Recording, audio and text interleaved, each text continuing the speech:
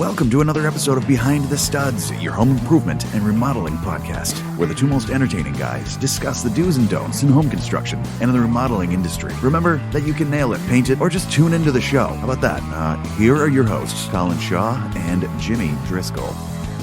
Hello, everyone. Welcome to another episode of Behind the Studs. Hello, Jim. Hello there, Colin. How are you, sir? I am freaking awesome as usual. Good, good. You tired of not seeing the sun like me? I'm tired of a lot of things. You can add that to the list. We'll just add that one to the list. That's okay. right. I got you. Right. Yeah, no, I'm tired. We're in Connecticut, here on the shoreline of Connecticut. We haven't seen the sun in, 4 weeks now, or? No. It feels like really 4 been, weeks. no. Well, It's been a few days. I've been sweating like a politician. Yeah, It's well. so freaking hot with the humidity. But yeah, people in Florida who listen to the show go, yeah, right. Like, really? Shut You guys got up. humidity? Please. Really?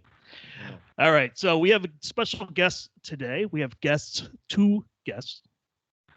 So glad he knows his math. We have Andre and Erika Lacroix. That's it, baby. Yes, from Easy Breathe Ventilation System. Hey guys, how are you? Excellent. How are you? We're doing well. Doing really good. Good. Thank you. Doing great. So we did promote the fact that you guys were going to be on the show a couple of weeks ago. There were some technical difficulties, so appreciate you guys coming back around and being on the show. Thanks for having us. Absolutely. And we haven't seen the sun either, by the way. We're in Cleveland, Ohio, so we're Oh, right see? with you.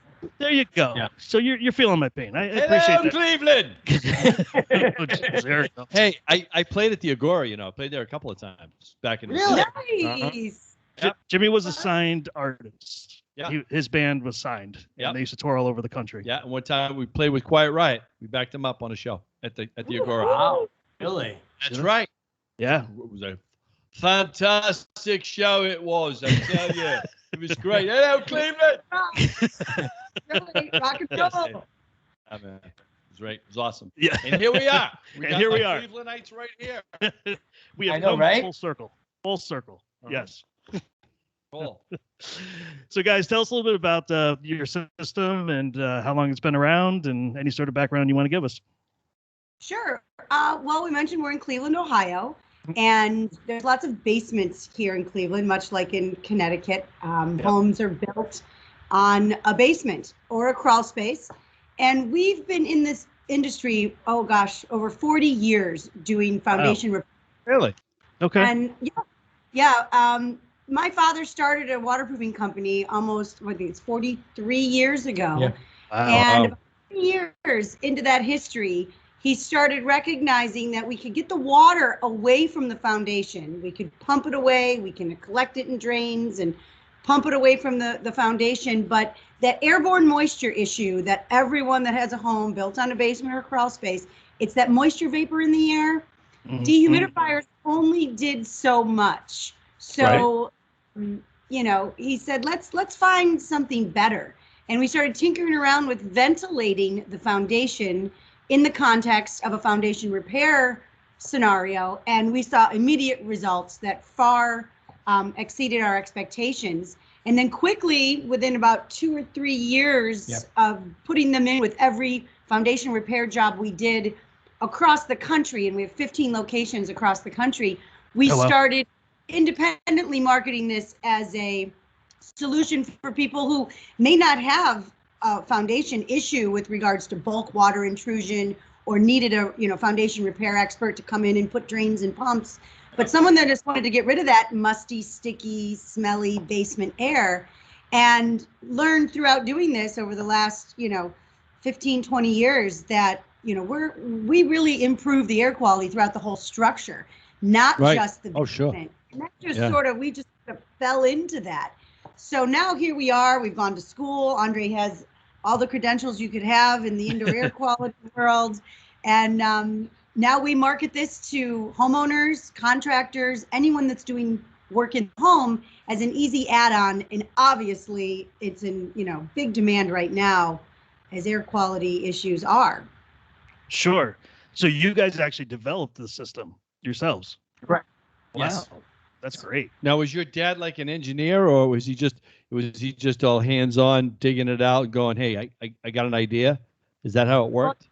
He runs the corporation, and he said, let's find something better, and tasked our R&D department. So after about 2 or 3 years, we came up with the model that we use now, and we've gone through probably 3 or 4 improvements since, always looking to be better tomorrow than we are today. That's one of his mottos. So, and we kind of fell into, for lack of a better term, I mean, I'd love to say that, an engineer did all this stuff, but as you guys can probably appreciate, it was just through everyday working out in the field that we started ventilating the basement. We started getting feedback about how great the basement was, but then at the same time, we started getting feedback about the overall house smelling better. So then I jumped in with both feet into the indoor air quality world and became an indoor environmentalist and things like that, and really started researching building science and airflow and things like that. Started realizing, wow, we're onto something here just from trial and error and literally being in hundreds and hundreds or thousands and thousands of basements. We kind of did it the bootstrap way, The best way. Quick question as I'm thinking here. Do you just work on like modern homes? Will you go into like an antique home, even though it has to be basically a concrete foundation, correct? That you have to work in, right? Yeah. Yeah. We don't. If we go, we've been tasked with going into some older homes, the fieldstone homes and things like that. Yeah. But we need that envelope, the building envelope in the basement, to be sealed up for this to do a good job. Gotcha. I gotcha. Okay. All right. Or otherwise, you'd be pulling the air from the foundation as opposed from the house. Is that correct? Exactly. You got it. We do not want that. Absolutely. You guys are spot on for sure. Right. Yeah. But we want to seal that foundation as much as possible. So we get calls from folks that, we run across a crawl space that's got a dirt floor. So we have to, put them through the process. We need to put a vapor barrier down. We have to encapsulate it as much as possible so that when we start moving the air, we're bringing air from a better source, not from worse. So we're not looking to ventilate this like the old passive vents where they would put these holes in the foundation. You see them all over the South, crawl spaces, where they open and close based on dew point and humidity, and they hope Mother Nature will ventilate that space. Well, nobody does that anymore because it just doesn't work. You can't rely on Mother Nature in South Carolina to help, get damp air out of a crawl space. So mechanical ventilation and sealing up the foundation as much as possible and creating that air exchange from top to bottom so that you're, utilizing the air that you've already, conditioned in your home and moving that through the foundation, allowing for complete air exchanges for the whole home. And that's what Andre was alluding to. We expected, the basement feels better. We don't have that musty odor from the crawl space. But when people started telling us that their children don't need their inhalers as often, or their, husband no longer snores, or my favorite was, Uncle Joe can come over for poker night. He never used to be able to do that because he's deathly allergic. We have 5 cats and 4 litter pans, and he used to walk in the house and his eyes would start watering. Now he can stay for 3, 4, 5 hours and join us for poker night without any symptoms. And we thought, okay, what is going on? We're just trying to get the musty odor out of the basement.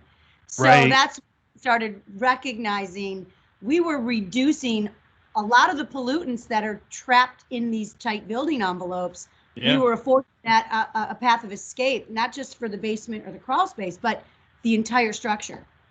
So we're not dealing with just, mold, mildew, and that sort of stuff. You're talking about, allergens that are in the house are being removed from it through your system as well. Yeah. So one of the things I'll do is when I travel around is I'll give presentations at various conferences, or even to when I go to visit contractors around the country that carry our product, and I'll kind of give them that whole education of, here's exactly what your house or you as the owners and the inhabitants are contributing to as far as the air quality in your house, and here's how we need to lower that and minimize that and stuff like that. So it's always an eye opener for people to hear about what exactly goes on in the home. I run that fine line of not wanting to literally scare people out of their houses, but just Right. I get it. Yeah. Yeah. Don't open the windows. Stay in your basement. Yes. Exactly. So how does the system actually work? So what is it that somebody is getting, placed in their basement or placed in their crawl space? What is it, and how does that work? Sure. So we have a couple different products. One is our basement system, and one is a crawl space conditioner. And the concept behind it is we run at a maximum of 128 cubic feet per minute, CFM. And that's important because we need people to understand that we engineered it that way because we're not looking to create massive like negative air spaces and things like that. I understand how that's not good, right? I understand that that could be, not beneficial at all. So, correct. So, we run that system at 128 CFM for a reason. Bigger isn't better when it comes to ventilation, is what I tell people. And so, by exhaust, what they get is in the basement. We'll install our basement system that is located. The fan unit is located at the bottom, but then there's a chute that runs up and out the basement, out the above grade, and we're exhausting the air out of the basement and then relying on the replacement air to come from, and we help facilitate that with vents and things like that. And we utilize the replacement air from the living space above, the air that people have already, they've paid to cool now or heat in the winter.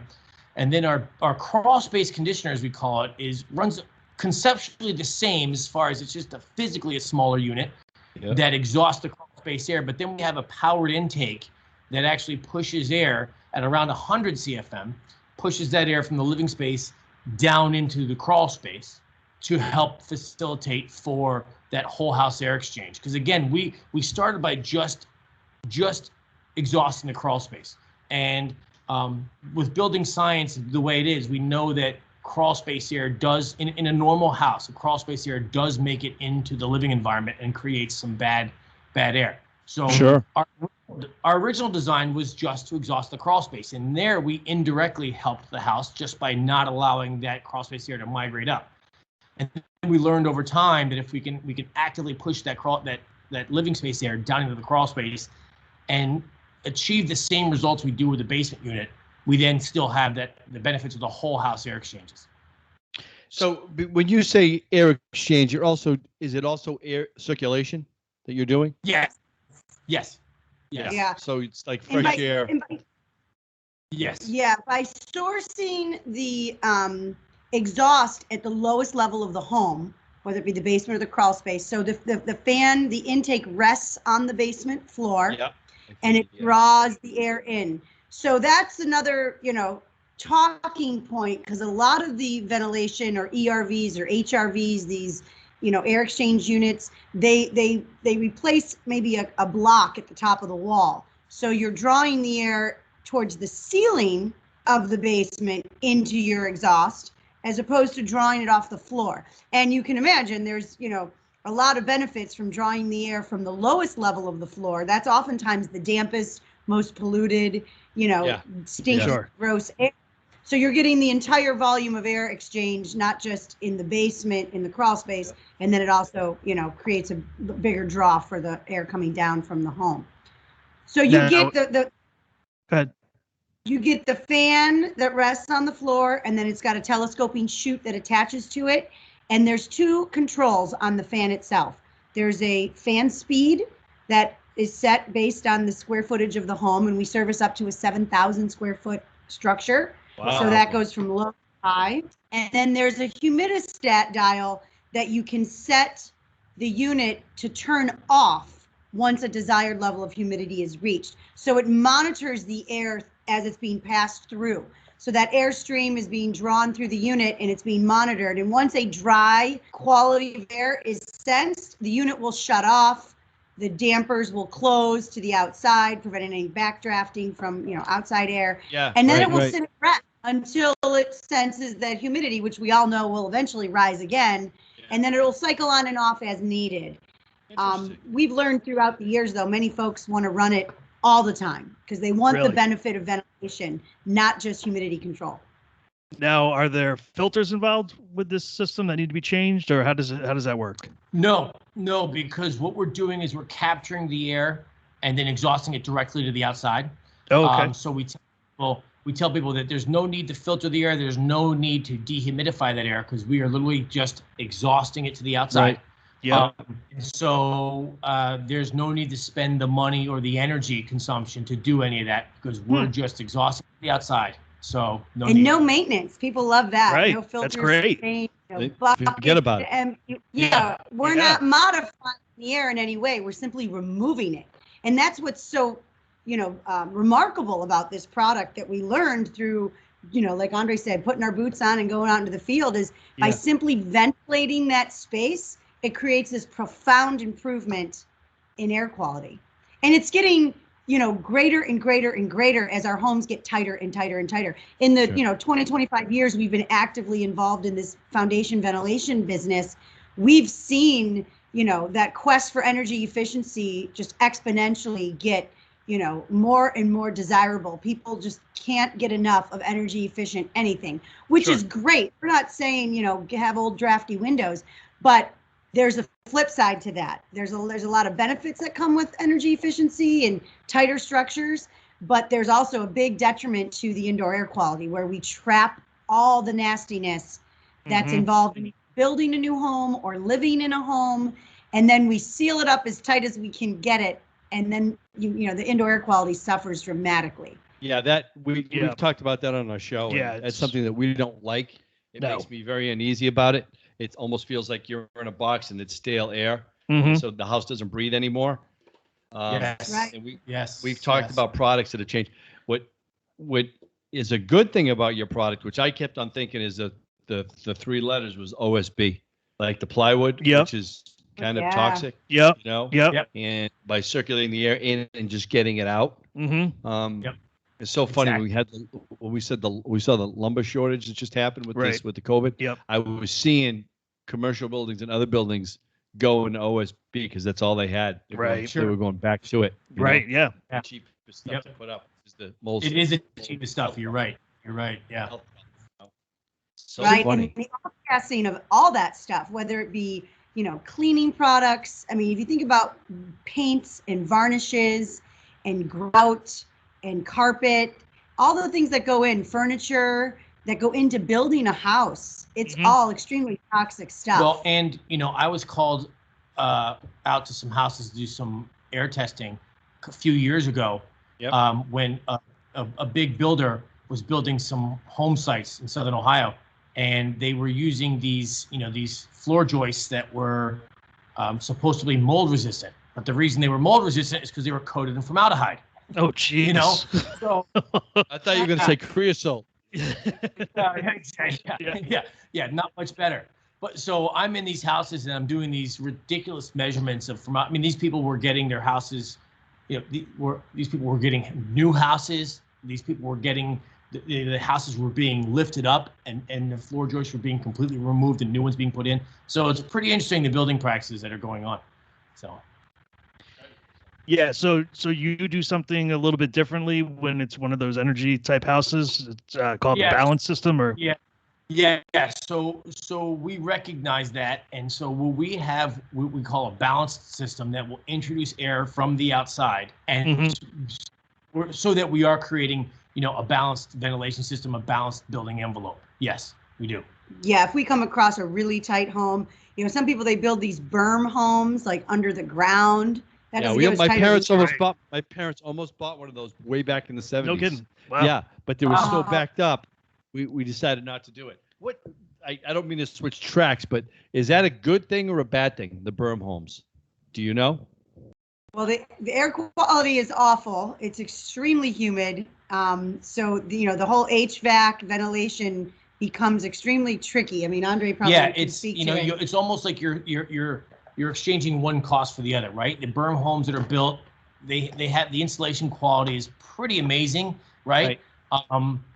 Because of the nature of how they're built, but then the technology that has to go into keeping that home healthy and as we talked about the air exchanges, I'm not going to say it's a $1 for $1 exchange, but those houses, as with everything, they're a great idea. They just have to really, really be thought through, Back in the day, I'd say this is like 10 years ago. I'll never forget. I was at a conference and the EPA was talking about how, they have the Energy Star product line, but then they created the Energy Star for homes. And a lot of us in the indoor air quality world were going, wait, you're going to start making people sick because you're tightening up the homes without thinking this all the way through, right? It's a building envelope. What you do on this side of the house affects this side. And if you think holistically. So Berm homes, the same thing. Great concept. It's just they have to really think the process through, and then you might be putting in, financially a lot more products or appliances that maybe you wouldn't have, but in the long run, it may still be beneficial. I don't know. You have to look at that. Interesting. The best house that was the best, what am I trying to say? The best model of a house that has ever been built as far as air circulation goes and as far as heat exchange naturally is a Colonial Salt Box. And the way they built that, if you look at it, you've got that facade, you got the face, and you've got that long slanted roof in the back. Mm-hmm. And I always wondered as a kid, I was like, that's kind of neat, but why did they do it like that? And then I was reading up on it, how air circulates in the different seasons, and how, before there was air conditioning and how there was heating, it's made that way. A Colonial Salt Box is designed that way to change with the weather. And I was just like, wow, whoever thought of that? Was that Ben Franklin? Who did that one? Well, Who would have thought way back then, Yeah, they weren't spending all that time on Google. They were actually doing something. Yeah. Right? Right. Yeah. What were the, like, I would have to say, maybe, I'm wrong. Houses that have a lot of eaves, a lot of gables, a lot of stuff, is that become a challenge on a house when you're using your air circulating systems? Well, it's not so much for us, because if you think about it, again, with us installing the unit in the basement, right? And I always go back to that 128 CFM, right? We are moving that amount for a reason. We don't have an effect.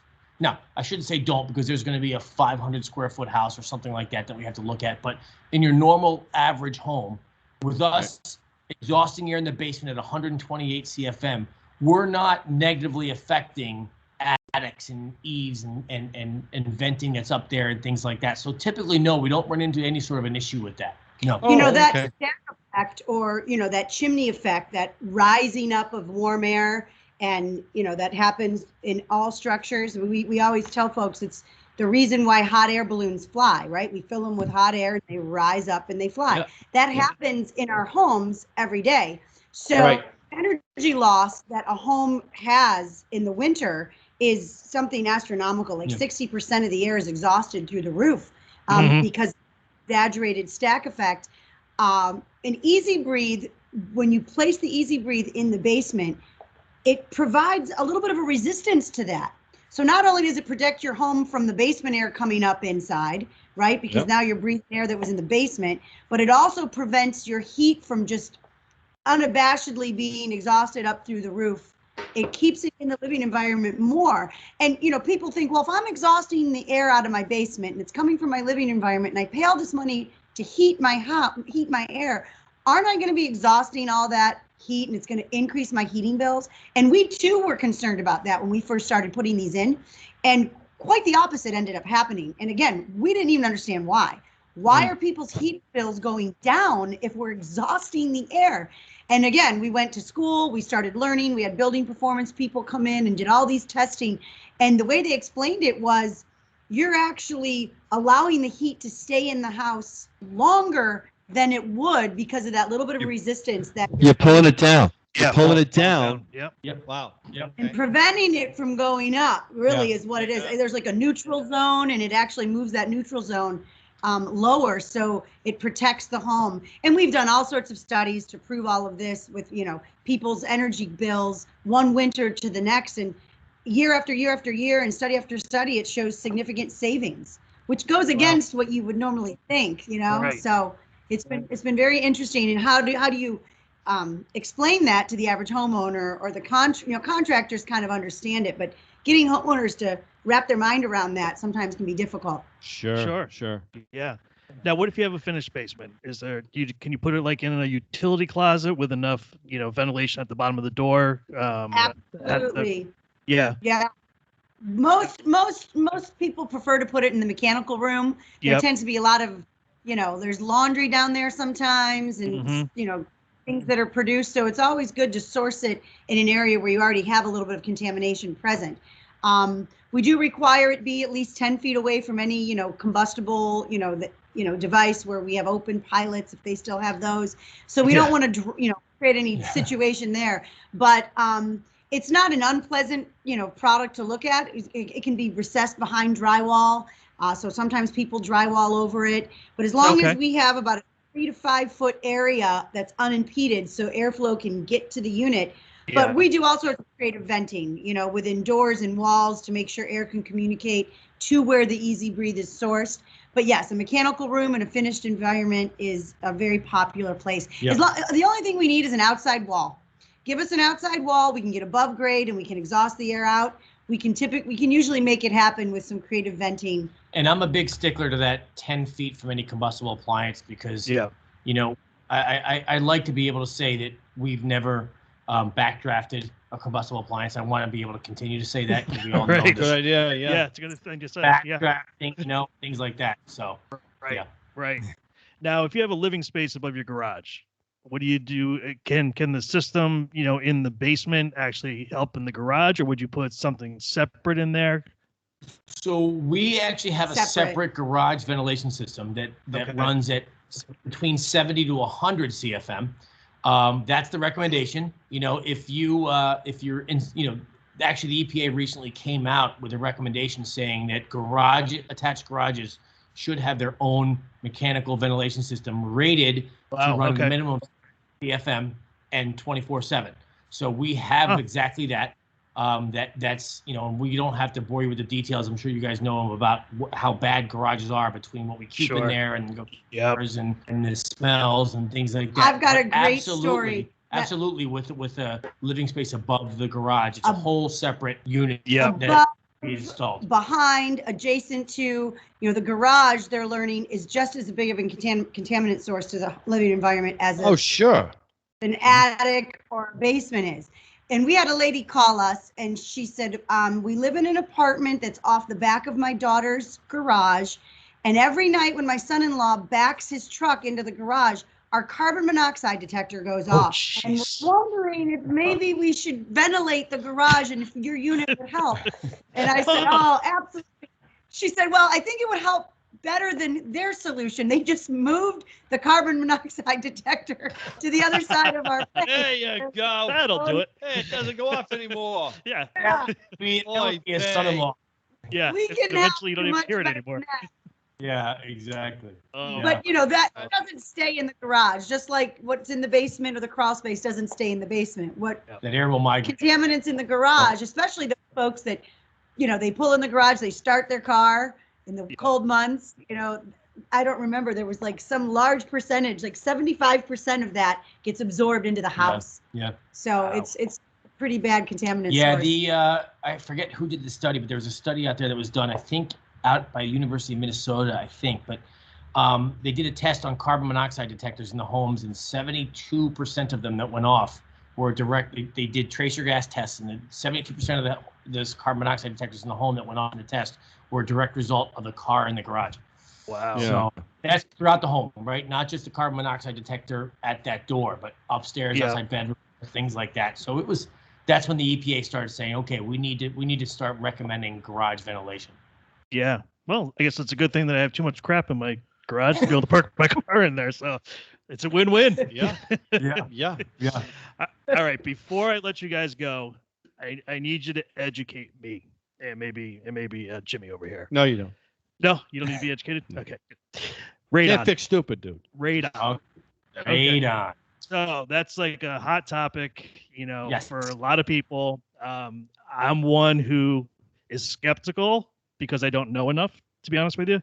I look at different countries, they have different acceptable levels. I would think it would be, one set level. I know the WHO is somehow involved in that as well as setting these, which now everybody knows is the World Health Organization, thanks to COVID. Yep. Nobody ever heard of them before. Right. So educate me, please, on radon. What is it, and how does it harm us, and the different ways to get rid of it. So radon is the second leading cause of lung cancer amongst Americans, behind smoking. It's the first leading lung cancer, first cause of lung cancer amongst non-smokers. So it is a deadly gas. It's a soil gas that comes from the earth. Okay. The problem, it's not an issue outside because it comes up from the earth and then just dissipates, right? The problems are we build these boxes and plant them down on the earth and then breathe all that air. So you made a reference. The EPA, our action level is 4.0. Okay. Yeah. It's called an action level. I'll get to that in a second. The World Health Organization, as you said, that is at 2.7.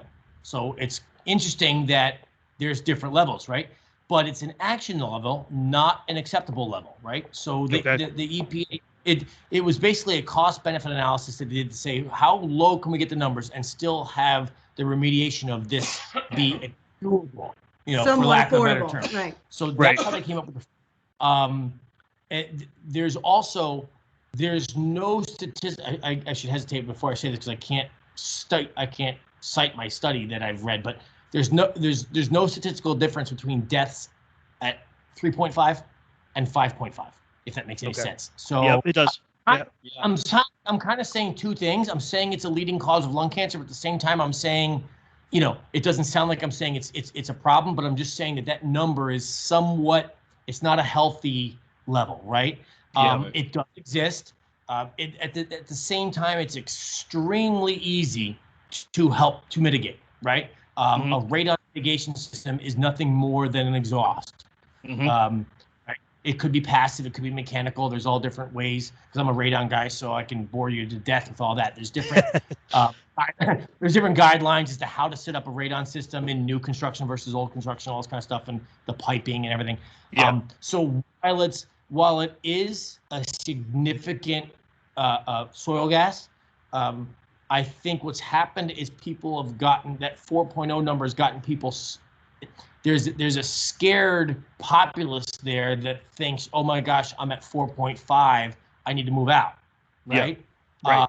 Right. Whereas if they were at 3.8, that scientifically that's not any healthier, because there's also a relationship between the level of radon and the exposure times, right? Meaning, like, are you living in that house for 40 years or 5 years, right? So it's a little nuanced. I don't know if I helped at all, but I always tell people, I get calls from radon all the time. I tell them those radon test kits that you can pick up at your hardware store. Some counties in the country, here in Ohio, they do it. Some counties will actually give homeowners one free every single year. So I tell people to check their building department or their county board of health first. Yep. Those are actually really, if you follow the rules as how to use those tests and you mail them out, they're perfectly okay. It's a good way to start. Hire a guy like me. Don't hire a guy like me to come in for hundreds and hundreds of dollars with my equipment. Do that first, get that number, and then talk to someone like me or a radon guy to say, is this something that I should really consider? Okay. Does that help? Well, yeah, no, absolutely it does. I just have one other question though. Is it true that you could take a radon test one day and then 2 weeks later take it again and it would be a different number? Absolutely. Yeah. Absolutely. Yeah. And it's all, so just to keep in mind, a radon test is considered short term if it's anything under 90 days. Okay.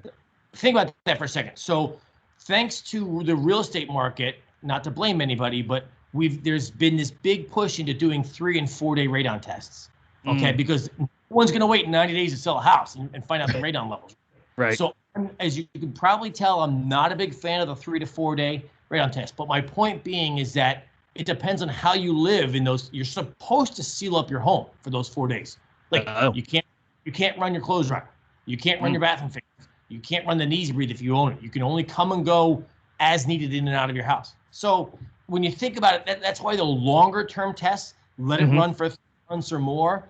That gives you an overall number and you'll get it better. So to answer your question, yeah, it absolutely, not only can it be different 4 days later, it can be completely different in you can run 2 sequential tests in your house and your neighbor's house and come up with 2 totally different numbers.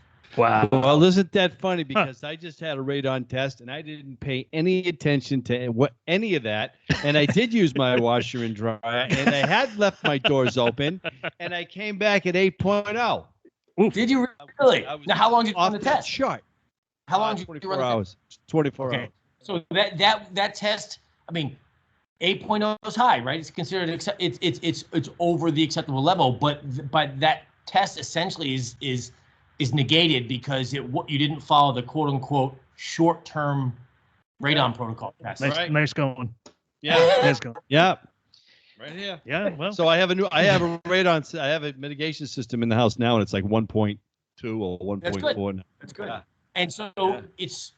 I can probably picture it. I can probably describe it. I won't bore everybody with the details, but I can pretty much probably describe what it looks like when it goes up and out, and you have the fan. I got a fan. I got a 3-year-old fan. I warranty on a 3-year fan on it. Yep. Nice. Put Put your your wrist. Yeah. Yeah. Between that and my jacuzzi outside, I got all different noises. Happy with that now? I am. Yes, that was Good talent, the huh? topper on the whole radon There thing. you And I go. appreciate you All doing right. that. Yes, There thank you you. go. Well, that was good. Yeah, it was a lot of fun. Yeah, we learned a lot. Thank you very much, Andre and Erika Lacroix with Easy Breathe Ventilation System. Yeah. How do people find you? I found you very easily just by Googling you. So I'd imagine that's probably the way most people will find you. But you have a website, and you guys are on Instagram, Facebook, all that other stuff. Easybreathe.com. Yep, easybreathe.com. Okay, That's We're awesome. here to help in any way we can. awesome. And you said you have multiple locations, right? Yes. Oh, yes. We service the entire country. Contractors throughout the whole U.S. that can help, boots on the ground, like we said. Oh, that's great. That's awesome. Yeah. So anybody who's listening, check them out. Thank you, Check 'em out. Cleveland. We're going back to that again. All right. Yeah. So really, thank you so much for appearing on the show. Thanks. Glad we were able to get the technical difficulties worked out and then get you guys on here. it was So great having you good on the show. education for everybody for sure. Yes. Thanks for your time, guys. Yeah, we appreciate it. Thank you. Absolutely. So everybody tune in to us next week. We are going to start season. This was our way of ending season 3. And we'll be starting season 4 next week. So on the 23rd, and we will have the Brownstone Boys, who you've seen on Good Morning America and all over the internet. So it should be a lot of fun to talk to them, talk about projects that they've been working on, and go from there. Absolutely. And then we'll get season 4 underway. That's right. Yeah. Cool. Look at us go. There we go. Yep. And they said we would never make it. Who said that? I don't know. Somebody always keeps saying that to me. It's a little voice in your head. It's probably my family. So tell your head to shut up. Yeah. All right, everybody. Have a great day. Awesome. Thanks for listening. We'll see you Thanks. next week. See Bye. ya.